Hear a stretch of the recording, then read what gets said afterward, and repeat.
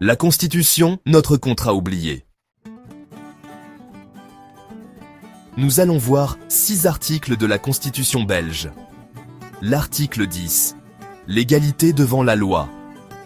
Les Belges sont égaux devant la loi. L'article 11. La non-discrimination.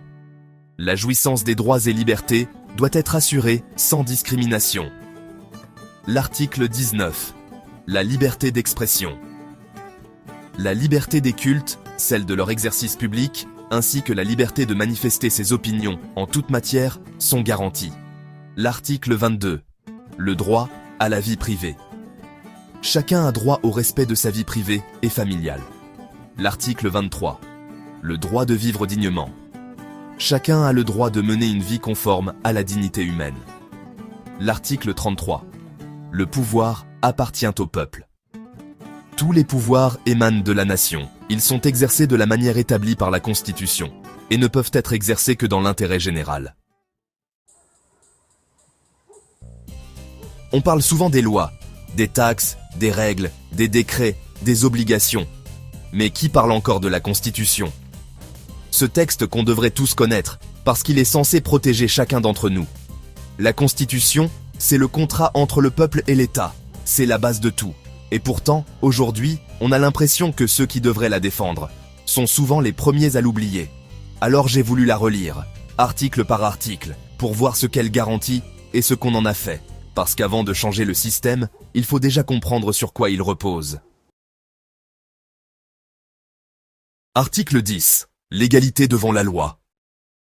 L'article 10 de la Constitution dit ceci: les Belges sont égaux devant la loi. Simple, clair. Mais dans les faits, en 2025, est-ce vraiment le cas? Quand ma fille, en tête de liste pour une classe d'immersion, est rétrogradée parce qu'on n'habite pas la bonne commune?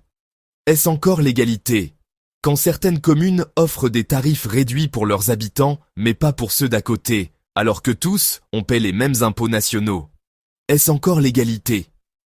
Quand les soins sont gratuits pour des personnes sans papier, mais pas pour des citoyens modestes qui travaillent et contribuent, est-ce encore l'égalité? Et quand l'école gratuite pour tous devient l'école gratuite, seulement pour les précaires, on finit par punir ceux qui s'en sortent au lieu de les encourager. L'article 10 ne dit pas « les Belges sont égaux selon leur adresse, leur statut ou leur revenu ». Il dit « égaux devant la loi ». Et ça, aujourd'hui, ce n'est plus vrai. L'égalité, c'est la base d'une démocratie. Mais si certains ont droit à plus, pendant que d'autres payent pour moins, alors ce n'est plus une démocratie, c'est une hiérarchie déguisée. Article 11. La non-discrimination. L'article 11 de la Constitution complète l'article 10. Il dit que la jouissance des droits et libertés doit être assurée sans discrimination. Autrement dit, personne ne doit être avantagé, ni mis de côté, à cause de sa religion, de ses idées, de son origine ou de sa situation. En théorie, c'est juste. En pratique, on a tordu ce principe jusqu'à le rendre méconnaissable. Dans certaines écoles publiques, des éducatrices ou surveillantes portent des signes religieux visibles. C'est censé être un service neutre, financé par tous. Mais on y impose une conviction à travers l'apparence.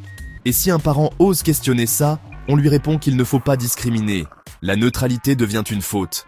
Résultat, on confond liberté individuelle et présence symbolique dans le service public. Et au nom de la tolérance, on finit par imposer la tolérance à sens unique. Dans d'autres domaines, certaines aides, programmes ou subventions sont réservées à des minorités spécifiques, tandis que des citoyens en difficulté, mais non prioritaires, passent à la trappe. On appelle ça de la discrimination positive. Mais quand elle se répète trop souvent, ce n'est plus de la justice. C'est juste une nouvelle forme d'injustice, plus difficile à dénoncer, parce qu'elle se cache derrière de bonnes intentions. Et puis il y a les opinions. Aujourd'hui, exprimer un avis différent sur la société, la santé, la politique ou l'éducation peut te valoir une étiquette, une sanction, un silence. Comme si la liberté d'opinion n'était plus un droit, mais une tolérance sous condition. L'article 11 ne dit pas on protège certains au détriment des autres. Il dit on protège tout le monde de la même façon. Et c'est ça qu'on a oublié. Car sans égalité réelle et sans neutralité, il ne reste qu'une illusion de liberté. Et justement, cette liberté, c'est le cœur de l'article suivant, la liberté d'expression. Article 19, la liberté d'expression. L'article 19 de la Constitution est simple, il dit « La liberté des cultes, celle de leur exercice public, ainsi que la liberté de manifester ses opinions en toute matière sont garanties. Autrement dit, tu as le droit de croire, le droit de ne pas croire, le droit de manifester et le droit de parler librement, sans crainte d'être puni ou censuré. Mais aujourd'hui, est-ce qu'on peut encore parler librement, ou seulement si ce qu'on dit rentre dans la bonne case ? Sur les réseaux sociaux, des publications disparaissent, des comptes sont bloqués, des vidéos supprimées, pas pour avoir insulté, mais simplement pour avoir posé une question dérangeante. Les plateformes privées sont devenues des juges. Elles décident ce qu'on a le droit de penser et ce qu'on a le droit de dire. Dans les écoles, dans certaines administrations, des enseignants, des agents, des citoyens, des experts et même des médecins ont été écartés ou sanctionnés pour une opinion exprimée. Parfois même en dehors de leur travail, la peur s'est installée, on ne débat plus, on s'auto-censure. Et pourtant, la Constitution ne dit pas tu es libre de parler tant que ça ne dérange personne. Elle dit tu es libre de parler. Et la liberté de culte, elle aussi devient un terrain glissant. Certaines expressions religieuses sont acceptées partout, jusque dans l'espace public ou les écoles, pendant que d'autres sont jugées inappropriées. On prône la tolérance, mais on choisit qui a droit à cette tolérance. C'est une liberté à deux vitesses. On nous parle de vivre ensemble. Mais vivre ensemble, ce n'est pas penser tous la même chose. C'est pouvoir penser différemment, sans être effacé, jugé ou exclu. Parce que la liberté d'expression, c'est la dernière barrière avant la soumission. Et si on n'a plus le droit de dire ce qu'on pense, alors on finit par penser seulement ce qu'on a le droit de dire. Et quand tout devient surveillé, mesuré, filtré, la liberté ne disparaît pas d'un coup. Elle s'éteint doucement derrière un écran, une caméra ou un algorithme. Ce qui nous amène à l'article suivant, le droit à la vie privée. Article 22, le droit à la vie privée. L'article 22 de la Constitution dit « Chacun a droit au respect de sa vie privée et familiale ». C'est censé être simple. Ton foyer, tes données, tes choix personnels, tout ça t'appartient.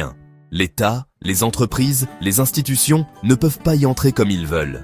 En théorie, mais aujourd'hui, qui a encore une vraie vie privée ? Nos téléphones écoutent, nos voitures sont suivies, nos caméras de rue reconnaissent nos plaques, nos visages, nos gestes. On nous dit « c'est pour votre sécurité ». Mais quand la sécurité devient une excuse permanente, la liberté, elle, devient temporaire. L'administration sait où tu vis, ce que tu gagnes, ce que tu dépenses, combien d'enfants tu as, ce que tu déclares, et parfois même ce que tu crois. On a mis nos vies entières dans des bases de données qu'on ne contrôle plus. Et quand tu veux faire une simple démarche, on te renvoie vers un site, un code, une e-box ou un code QR. Refuse le numérique et tu deviens invisible. On parle d'un monde connecté, mais c'est surtout un monde surveillé. Et le pire, c'est qu'on s'y est habitué. On ne se méfie plus de la caméra, on se sourit à elle. L'article 22 disait « Chacun a droit au respect de sa vie privée et familiale ». Mais aujourd'hui, notre vie privée ne nous appartient plus. Elle est enregistrée, stockée, analysée, exploitée par des systèmes qu'on ne connaît même pas. Et quand tout le monde est surveillé, ce n'est pas la sécurité qui grandit, c'est la peur de déplaire. Pourtant, la Constitution ne parle pas que de liberté ou d'intimité. Elle parle aussi d'un droit plus grand, plus essentiel, le droit de vivre dignement. Et c'est tout l'objet de l'article suivant. Article 23. Le droit de vivre dignement. L'article 23 de la Constitution dit ceci. Chacun a le droit de mener une vie conforme à la dignité humaine. Ça paraît évident, mais c'est sans doute la promesse la plus trahie de notre Constitution. Ce droit, il inclut le travail, la santé, le logement, l'environnement sain, la sécurité sociale, la culture, l'épanouissement personnel. Bref, le droit de vivre normalement. Pas dans le luxe, pas dans l'excès. Juste, dignement. Pourtant, en 2025, combien de Belges vivent vraiment dignement ? Les loyers explosent. Acheter un logement devient un rêve inaccessible. Même avec 2 salaires, certains parents dorment encore chez leurs propres parents. Les listes de logements sociaux s'allongent pendant que les loyers privés doublent. Le droit au logement est devenu une loterie sociale. Travailler ne protège plus de la pauvreté. Des milliers de personnes travaillent à temps plein et pourtant n'arrivent pas à boucler le mois. Les factures, les assurances, l'énergie, les taxes, tout augmente, sauf les salaires. on parle de plein emploi, mais pas de plein salaire. Et pendant ce temps, certains dirigeants touchent des primes de 2000 € pour un logement de fonction, qu'ils n'ont même pas à payer. 2000 €, c'est plus que ce que gagne une mère seule avec 2 enfants. Et la santé? Les délais d'attente explosent, les médecins manquent, les soins deviennent inaccessibles pour beaucoup. Si t'as les moyens, tu es soigné. Sinon, tu patientes. Le droit à la santé existe encore sur le papier, mais dans la vraie vie, il dépend de ton compte en banque. L'article 23 dit aussi « Chacun a droit à un environnement sain ». Et pourtant, on respire un air pollué, on mange des produits importés, et on voit nos terres agricoles disparaître sous le béton. Même ça, on l'a perdu, le droit de respirer. Et malgré tout ça, on continue à nous parler de croissance, de reprise, de stabilité. Mais la stabilité de qui? Celle de ceux qui cumulent les mandats? Ou celle de ceux qui se demandent comment payer la cantine de leurs enfants?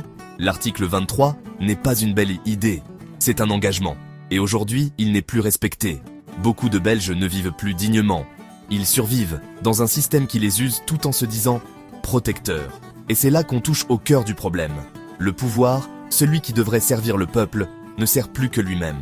Et c'est exactement ce que rappelle l'article suivant. L'article 33. La souveraineté du peuple. Article 33. Le pouvoir appartient au peuple. L'article 33 de la Constitution belge dit ceci. Tous les pouvoirs émanent de la nation. Ils sont exercés de la manière établie par la Constitution et ne peuvent être exercés que dans l'intérêt général.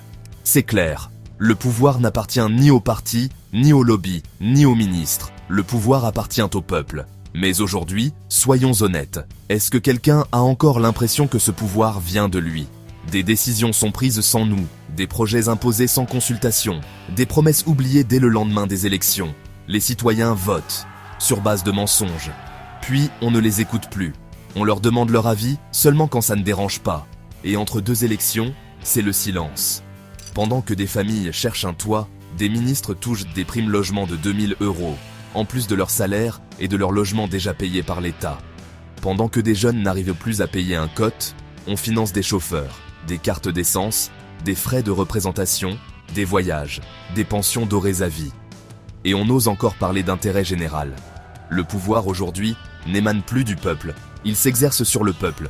Et quand les gouvernants vivent dans un monde parallèle, avec des avantages que personne d'autre n'aura jamais, alors ils ne représentent plus la nation, ils l'exploitent. L'article 33 disait « Tous les pouvoirs émanent de la nation ». Mais dans la pratique, la nation n'a plus que le droit de payer, d'obéir et de se taire. Et pourtant, ce pouvoir, ce pays, ces droits, c'est le nôtre. Et on a oublié qu'on pouvait les défendre. Alors la question, maintenant, elle est simple. Que peut-on faire face à tout ça?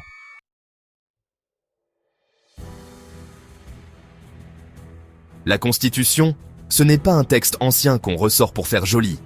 C'est la base, le socle de tout ce qu'on est censé avoir et qu'on perd, petit à petit, sans même s'en rendre compte.